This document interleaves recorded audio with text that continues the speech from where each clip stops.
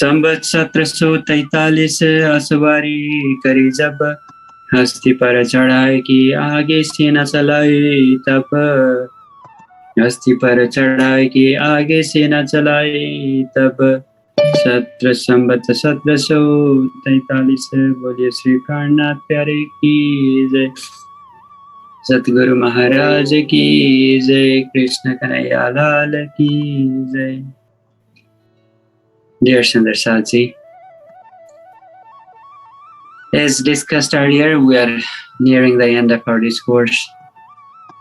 Today we will wrap up the discourse in itself, the stories, the events, other than the Ashtaprahar Seva, the service of Sundar Sats to Mahamati Swami Sri Prananath, the Lord Supreme Incarnate.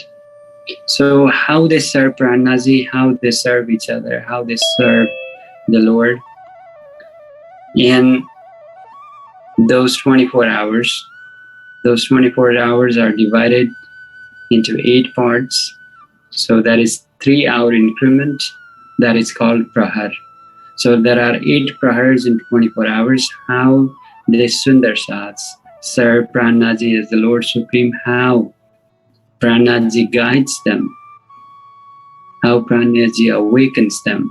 The value of service, the value of serving the Lord is something that we'll cover from tomorrow onwards.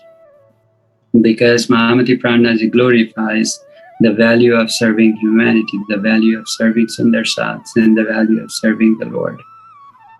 Because in other faiths, there is a concept of worship. So in other faiths, people worship God because God needs to be pleased. And how that is done is through worshiping, singing the glory of God. How do you please others? By flattering them, by offering gifts. But you do not worship your friend. You do not worship your spouse. You do not worship your dear ones. What you do is you serve them. So Lord Supreme Sri Raji Maharaj is not technically God that we worship. He is our beloved. So we serve him. We do not flatter him. We do not flatter him that the way that others do. What we do is serve him from morning till the next morning. Ashtaprahar Seva. How we serve him in Paramnam, that is what we try to replicate in this world. So the value of serving would be something that we'll talk about from tomorrow onwards. But before we go there, we'll wrap the stories today, the events of Panna today. So on yesterday's discourse, we talked about Mahamati Prananath's arrival in Panna, awakening of Chhatrasal Maharaj, discussion with Abdul Rasul, the Muslim Imam, with Lal Dasi, the debate where he was handily beaten, he was defeated, as Lal Dasi asked questions about 5 types of creations. And as awakened as Lal Dasi is, with the transcendent understanding of Tartan, the closeness, the intimacy that he feels with Prananath, the glory of Prananath, the blessings of Prananath is such that even in a debate with Muslims on the basis of Quran, he becomes easily victorious. So Lal Dasi unravels the 5 types of creations, and we talked about that yesterday. As Baldevan knew that the Muslims had no power over the teachings of Tartam, the Muslim scholars, he wanted to test it on the Hindu scholars. So 3 Hindu Pandits, 3 Hindu scholars, Badri, Syam, and let me see.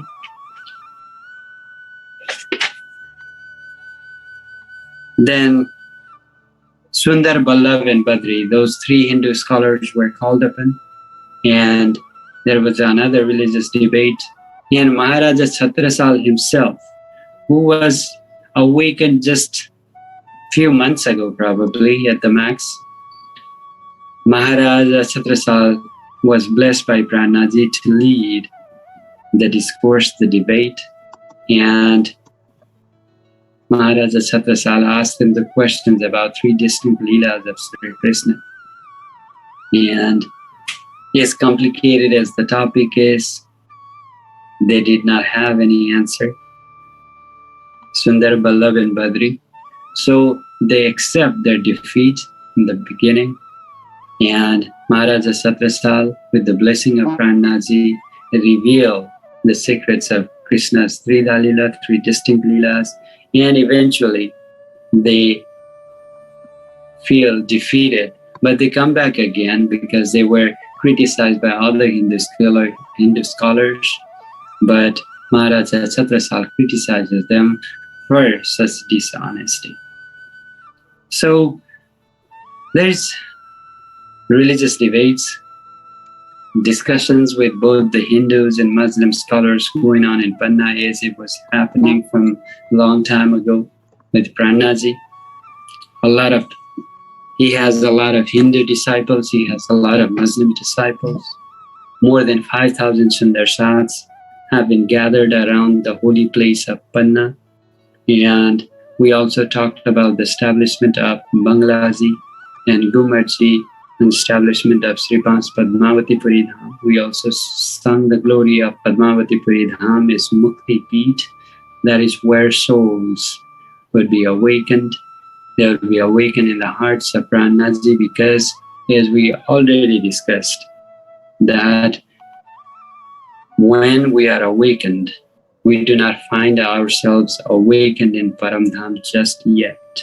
Because in Paramdham, Paudasi Vele, Jagasi Vele, we came to this world together and will be awakened in Paramdham together at once.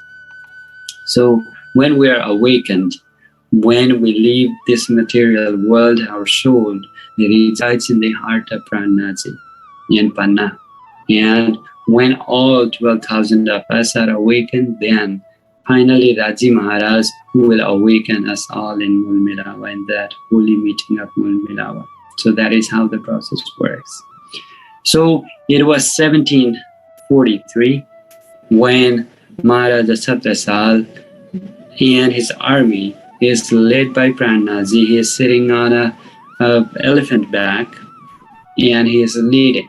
So wherever he goes, he has the discourse, and those who are unwilling to listen to the message of harmony and unity, they would have to fight off the blessed army of Chhatrasal Maharaj. So there in Panna, Mahamati Prananaji leads the unification, the unity of Hindus against the Mughal emperor. Mahamati Prananaji is on the elephant ride yet again, as I already said.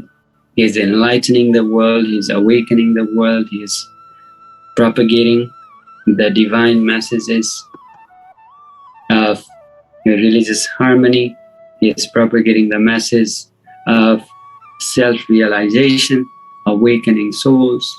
And when Mahamati Prananaji arrives in Kalapi, a nearby town, there were a lot of Muslim imams and scholars, and Mahamati Prananaji had a discourse and debate with them on the basis of Quran and the Hadiths. So you might already be aware the Hadiths are the life account of Prophet Muhammad, of what he said and what he did are recorded in hundreds of thousands of Hadiths that are available to the world. So when Mahamati Prananaji has a debate there, Tina ko 300 Qurana Hadithon ki charcha kari jab je raghue Islam mein sabo mazhar likha diya tab.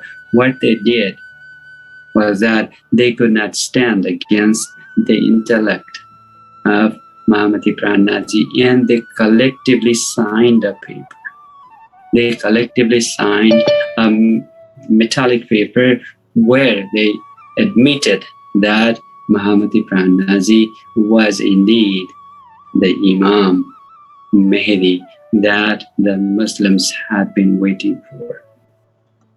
So they sent it to Mughal Emperor Aurangzeb, and they went there and they relayed the message that Mahamati Prananath was indeed the Imam Mahdi, and they would like him to meet him.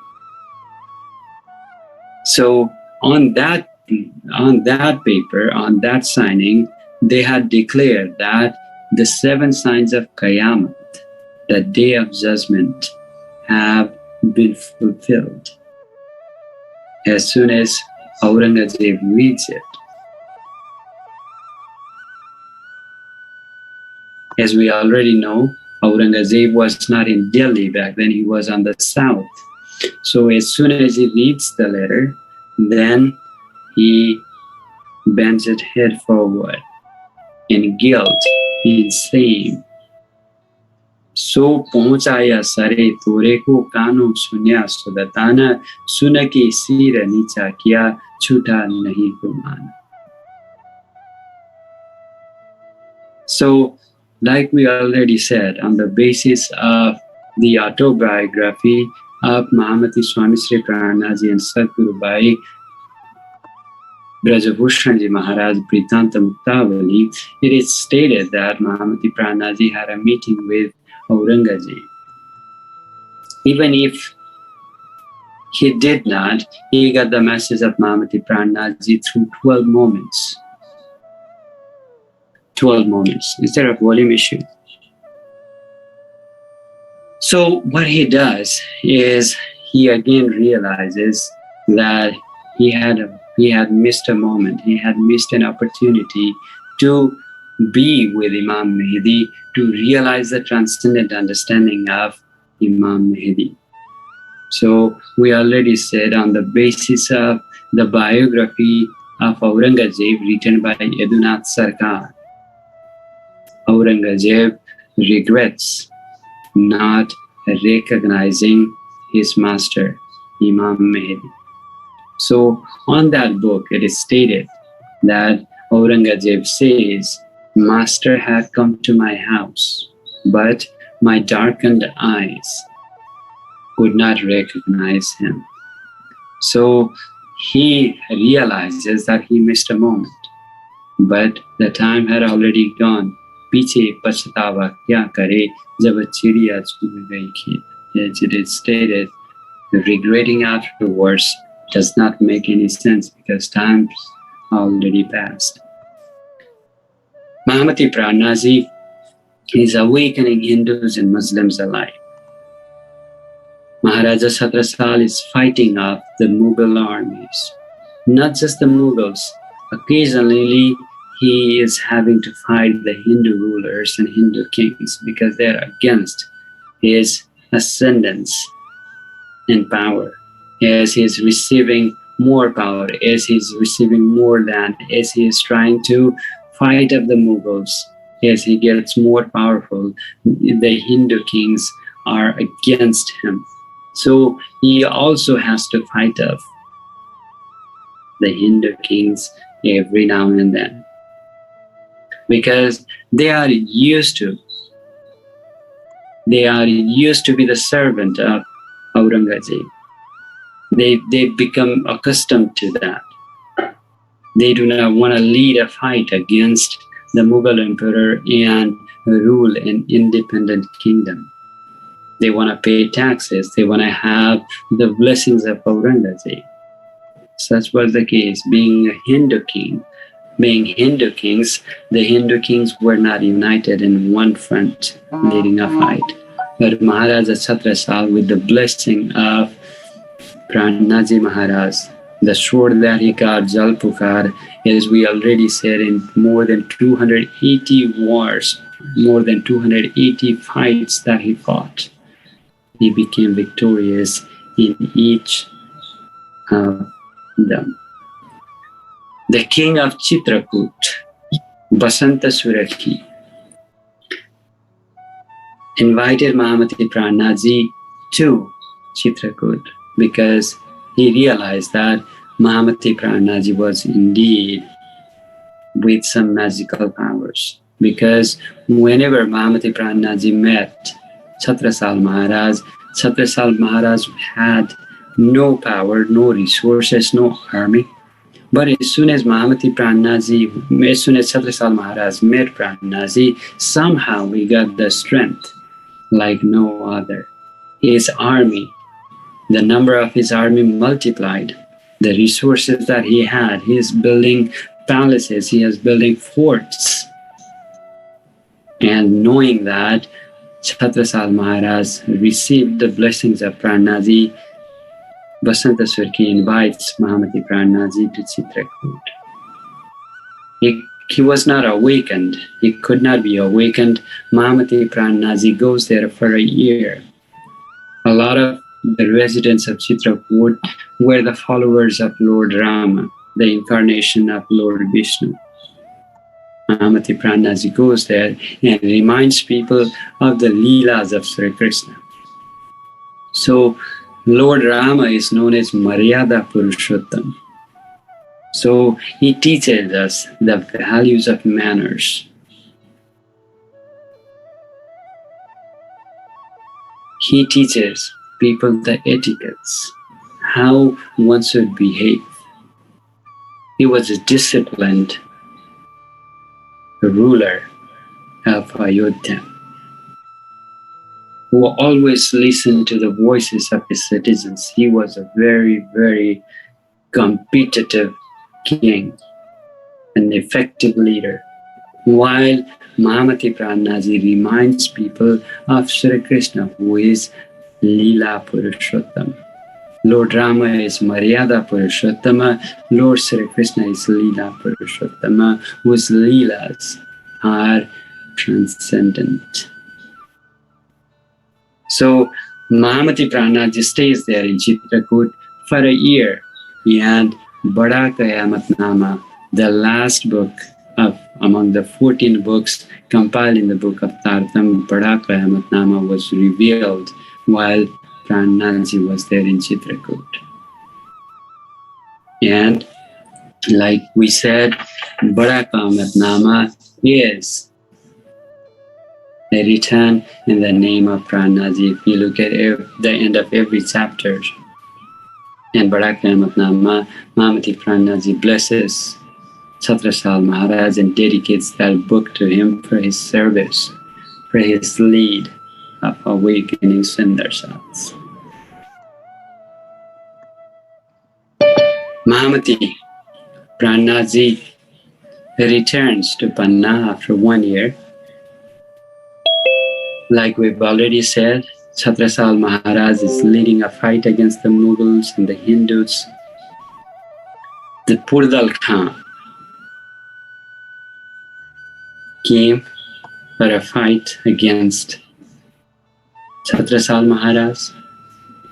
There was a huge war in Satguru, and Mahamati Prananath blessed Chhatrasal Maharaj, defeats him over the course of time.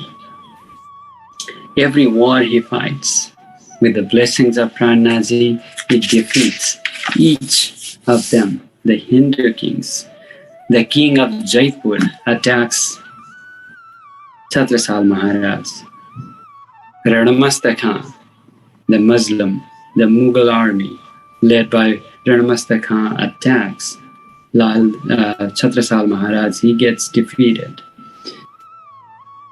And over the course of time, these Mughal armies and Mughal leaders realize that they cannot fight off Maharaja Chhatrasal.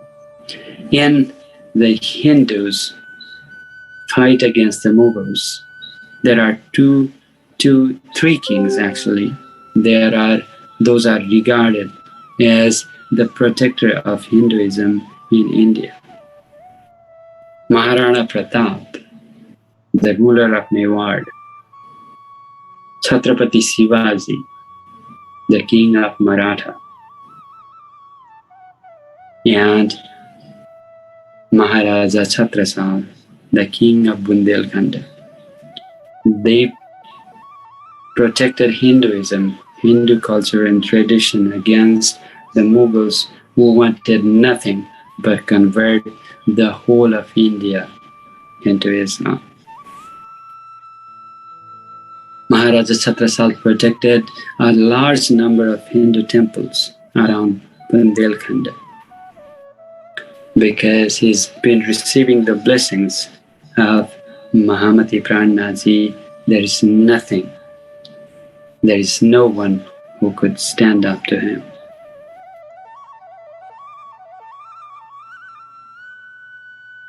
And it was 1744. Narayan Dasi came from Peshawar and asked Mahamati Prananath for Jagani Ras. The eternal Leela of Ras happened in Dwapara Yuga. This time, Narayan Das came and asked for Jagani Ras, where Mahamati Prananath would demonstrate the awakened Ras. Like in the Ras that Sri Krishna had enacted with 12,000 consorts of his, while it was full of divine leelas, the consorts were unaware of who they were. They were unaware of Lord Sri Krishna that they met as Sri Raji Maharaj. They did not have any understanding of Paramdham.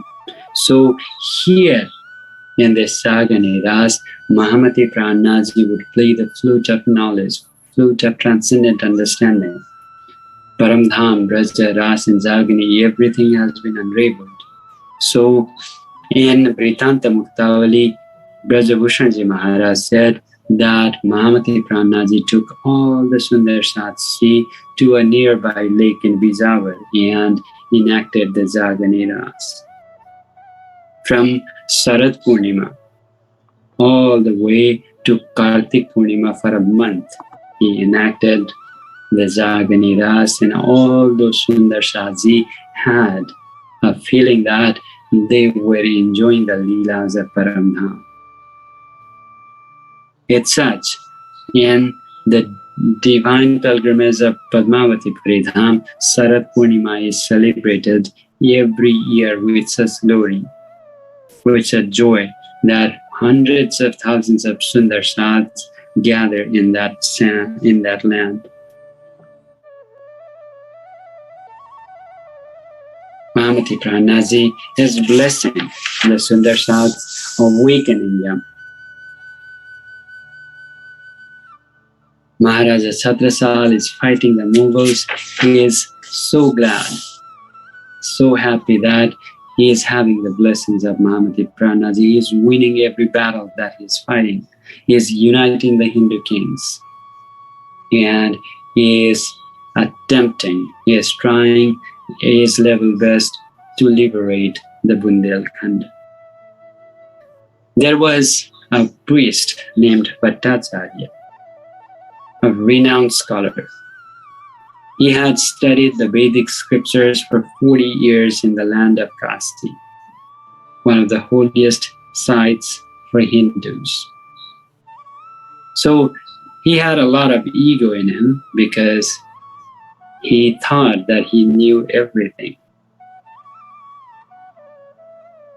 One day, after he beat his opponents in a religious debate, he came to his wife and said, "I am the Kalki incarnation. There is nobody who can stand up to me and defeat me in a religious debate. So do the arati of me, because I am the Buddha incarnation, I am the Kalki incarnation. Whenever I engage in religious debate, there is no one who can undermine my intellect." The wife of Bhattacharya had already become the disciple of Prananath. She said, indeed, you are an intellectual man until it is certain that you know a lot about the Vedic scriptures. But I want you to have a religious debate with Prananath, and if you can defeat him in a debate, then I would definitely worship you as the Buddha Kalki incarnation. And Bhattacharya asked, who is Prananath? Where does he live? Where can I find him? And he was told that he lives in Panna.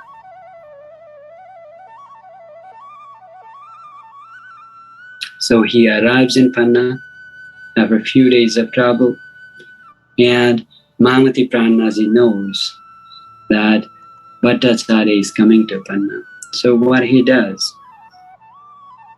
is that he has awakened all the 5,000 Sundarsas, their kids, and the 7 girls of the Sundarsas were taking a shower, taking a bath in Kilkila river. They were singing from Nityapat Prakadvani. So as they were singing,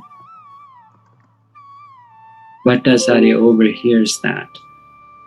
They were singing, Avalila Hamazahir Kari Jo Sukha Saiya Hirade Dhari Piche Sukha Hosi Savanna Pasarasi Chode Bhavanna. Yes, they're singing the Prakadvani.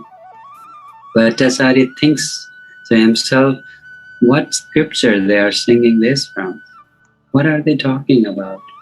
As they continue to sing Prakadvani, Na Ishwara na Mola Prakriti Tadilaki Kahua Pabiti Nija Lila Brahma Bahala Charita Jaki Chavai Mula Prakrita Naina Ki Pau Pal Me Sarata Kai Koti Brahmanda Upajata Kapata Ita Kila Pedai Naravesa Triloki Brahma Vishnu Mahesa. Yes, these girls are singing Prakadvani. They are referring to events prior to the creation of this world, when there were no deities, when there were no gods, when there were no nature, Mula Prakriti, no desire for creation. These girls are explaining that. Let us explain what existed beforehand. They are talking about Akshara Brahma, who creates and annihilates infinite number of universes in a blink of an eye.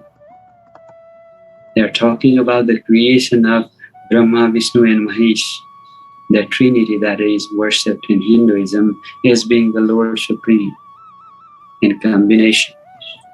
So as they are singing these verses, Bhattacharya was utterly surprised. He was at awe for what he heard, because for him, he was the scholar of Hindu scriptures, and Hindu scriptures either consider Trinity, Brahma, Vishnu, Mahesh as the Lord Supreme, or few of them regard Lord being Nirakar, formless, that take form whenever needed. So as they are talking about God Supreme, they are talking about Akshara Atita, as they are talking about infallible Akshara Brahma, Bhattacharya was awestruck.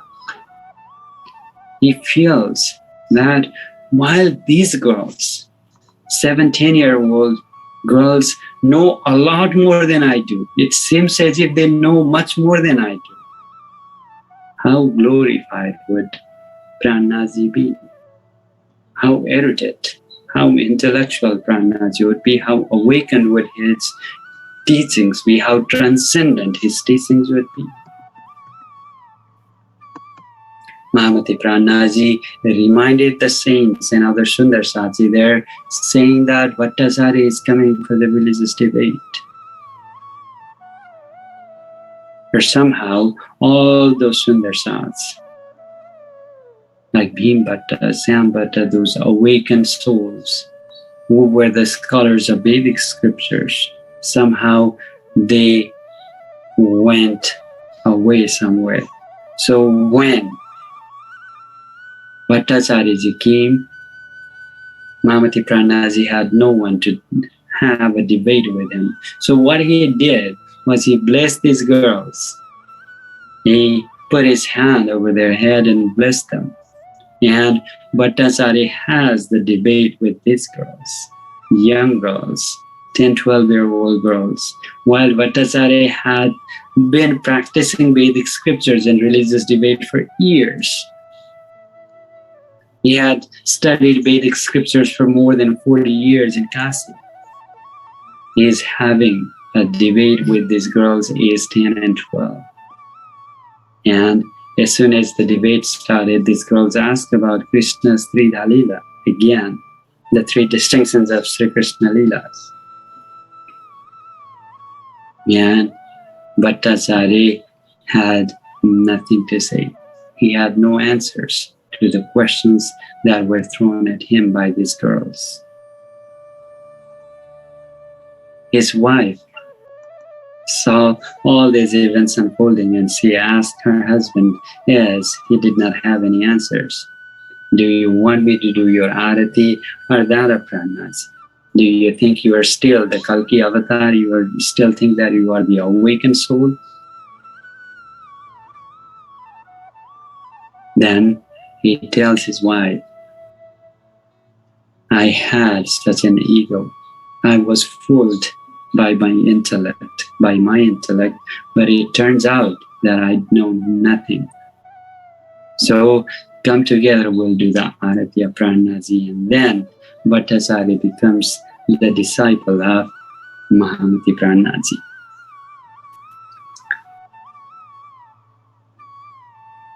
One day, during the discourse, Prananath, as he was giving a lecture, he was giving a discourse, he feels that somebody offered him hot food somewhere far away. He tells during the discourse that the daughter of Motasavai in Khambat, in Gujarat, while Mahamati Prananath is in Panna, hundreds of miles away, he said he could not continue his discourse because somebody offered him the hot rice pudding. Bhattacharya was surprised. Mahamati Prananath is here in Panna, and Motasavai's daughter is in Khambat, that's hundreds of thousands of kilometers away or miles away. She offered him food. She offered food to Prananath, Lord Supreme, that we call Bhog Dharana. And Mahamati Prananath is feeling that his tongue is burned. So he could not believe that. He asked Prananath, how could this happen, Prananath, while you are in Panna and Motasavai's daughter offered her prayers to you in Khambat and she offers you food and your tongue is burned? How can I trust that? How can I believe that?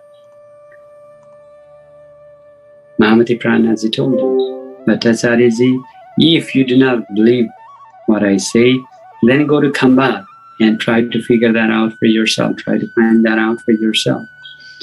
So Bhattacharya went to Khambat walking. He gets there in 3 months and he asked about Motasavai. Eventually he gets to Motasavai. He gets to Motasavai's home. He observes her devotion. He observes her everyday prayers of Prananath.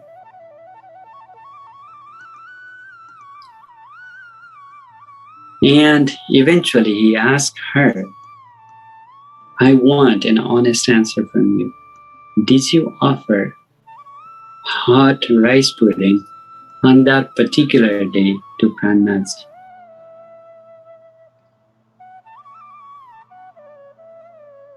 The girl starts crying.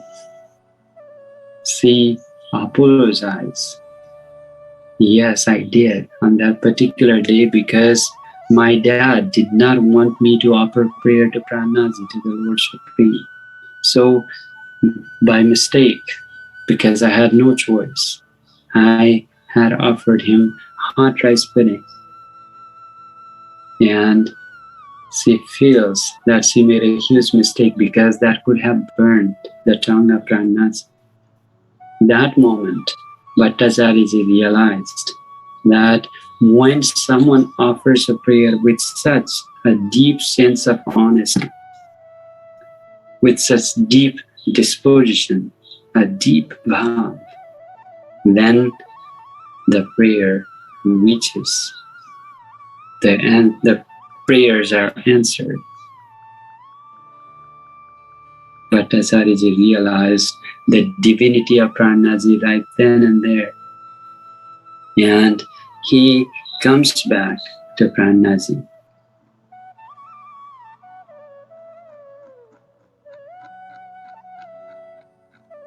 He arrives to Prananath and submits himself to Prananath and surrenders everything at the feet of Prananath, his ego and everything, and he says that I have nothing with me from this moment on.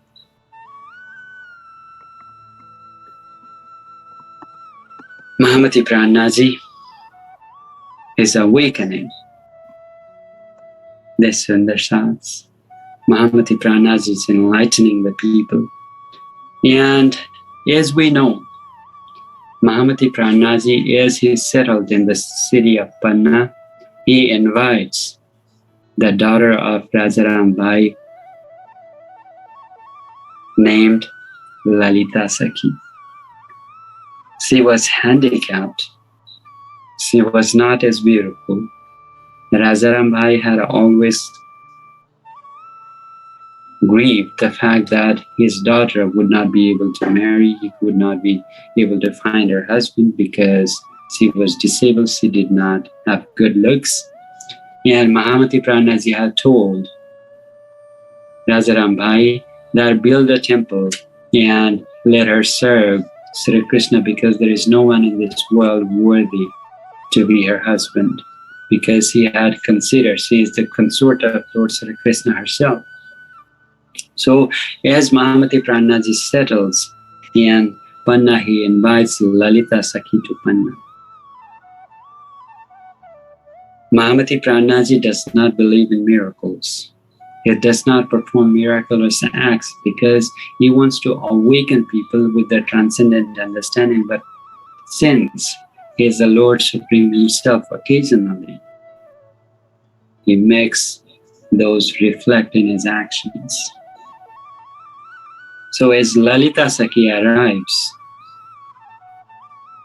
in Panna and begins singing the glory of Prananath, because of whom she is where she is, she is awakened, she finds the glory of Paramdham, she realizes the glory of Paramdham. She comes, and one day while Prananath was taking shower, he throws a jug of water at her, and as soon as she gets it, she becomes more and more beautiful. As she continues to serve Prananath, she becomes more and more beautiful, and she is all good. She is not disabled anymore. Mahamati Prananath surprises her with the magical power, miraculous power that he has, and she becomes more and more and more beautiful. Mahamati Prananath thus is awakening souls, performing some miracles, Chhatrasal Maharaj is leading the battle against the Mughals. And in 1746, Bihariji passed away. The heir of Bihariji, Nagji and Paramanandaji, they were not there in Nautanpuri Dham, but they were there in Chakla and Rajmandir.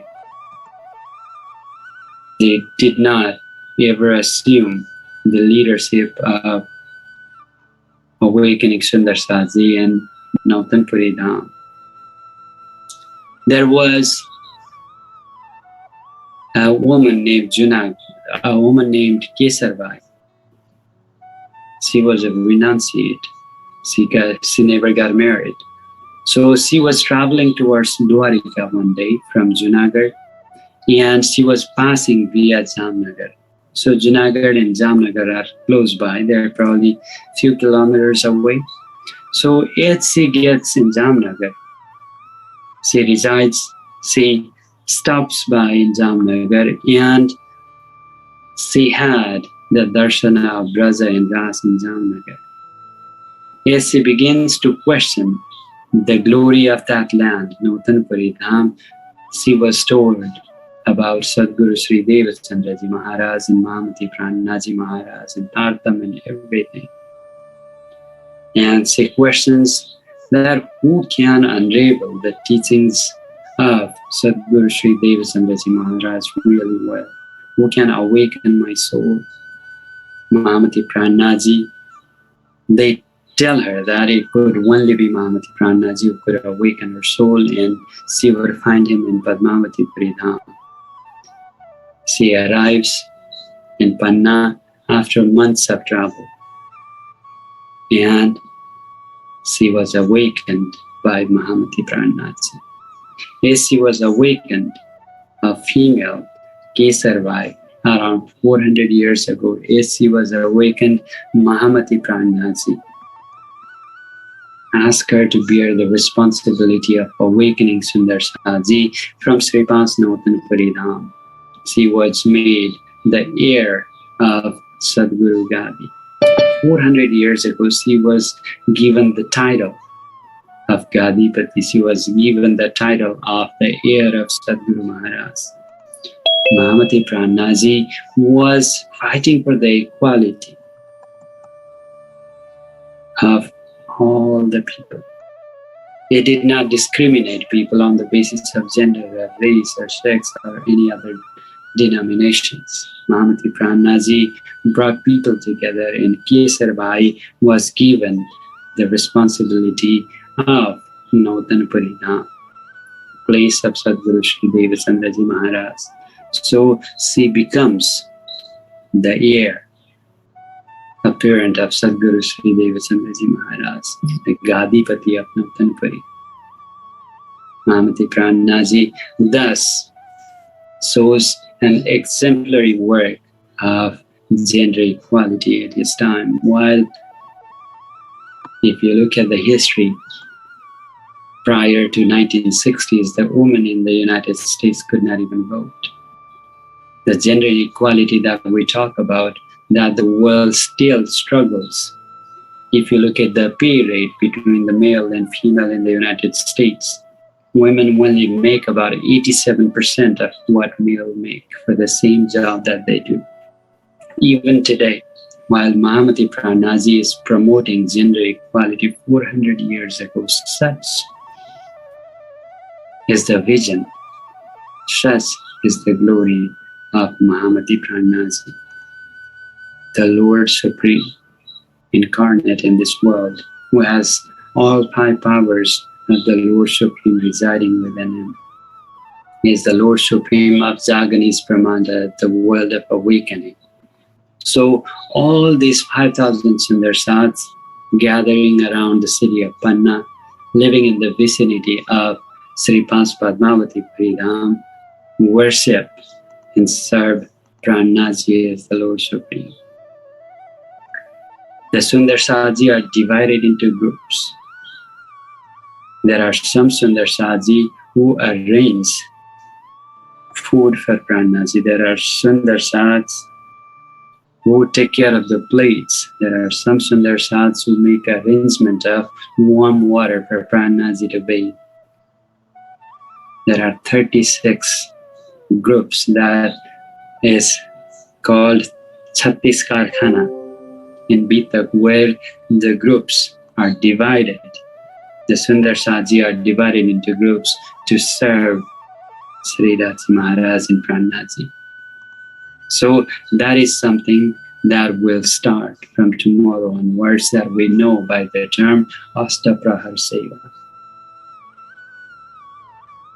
We do not pray, we serve, because we are the consorts. We are the beloveds of Sri Raji Maharaj. That is why what we do in the morning, what we do in the evening is called Seva. Seva of Raji. It is not the prayer of Raji. We do not worship Raji per se, we serve him.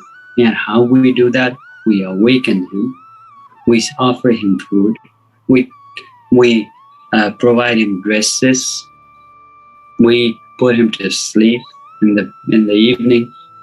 When it's time, we sing beautiful bhajans. When he is with us, we serve him with delicious dishes and foods.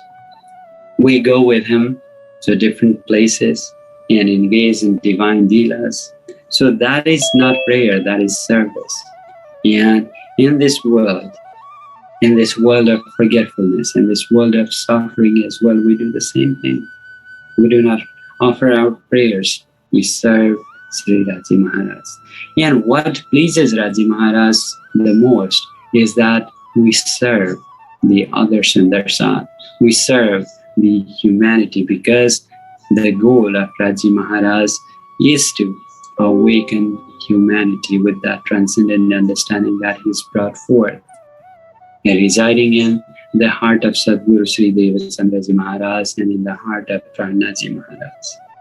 So what pleases Raji Maharaj the most is that we engage in serving humanity, serving Sundar Sats, serving our religious leaders, serving our religious scholars, and serving him at the end. So the glory of serving, Seva. So Ashtaprahar Seva is something that we'll discuss from tomorrow. So there are 8 prahars. So as Guruji prescribed, we'll probably discuss 2 prahar in each day. So first prahar from 6 a.m. till 9. The second would be from 9 to 12. So 6 to 12. How Sundar Sats serve Prananaji during that time. What Prananaji do. What Prananaji does from 6 a.m. till 12 p.m. That 12 noon would be something that we'll discuss tomorrow. And by learning these events, by learning these records of the Sundar Sats serving Prananaji, we'll learn a lot about the value of serving our Sundar Sats, value of serving our religious leaders, value of serving our religious preachers and our spiritual masters, and how we serve Raji Maharaj that reside in our hearts and in our homes. That is something that we reflect on, because we need to self-reflect on our service to Raji Maharaj, our service to humanity, because Mahamati Prananaji says, तुम प्रेम सेवाएं पाओगे पार ये वचन धनी के कहे निरदार. Salvation and moksha would only be received by those who serve others without any conditions and expectations. Dear Sundar Satji, with this, we conclude the session for today.